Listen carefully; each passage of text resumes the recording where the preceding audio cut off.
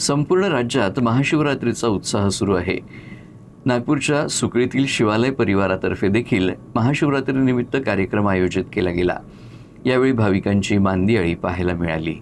नागपूर जिल्ह्यातील डोंगरगाव परिसरातल्या सुकळी भागात भव्य महाशिवरात्र महोत्सव आयोजित करण्यात आला। भक्तिमय वातावरणात पार पडलेल्या या कार्यक्रमात अनेक भाविकांची उपस्थिती होती। या महोत्सवात सकाळी भव्य महाआरतीचं आयोजन करण्यात आलं होतं। मंत्रोच्चार आणि हर हर महादेवच्या जयघोषात संपूर्ण मंदिर परिसर दुमदुमून गेला होता। या भव्य दिव्य कार्यक्रमासह भाविकांसाठी महाप्रसादाचीही व्यवस्था करण्यात आली होती। हे संपूर्ण आयोजन द धरमपेठ महिला मल्टीस्टेट क्रेडिट कोऑपरेटिव्ह सोसायटीचे किशोर बावणे, निलिमा बावणे आणि कस्तुरी बावणेंकडून करण्यात आला।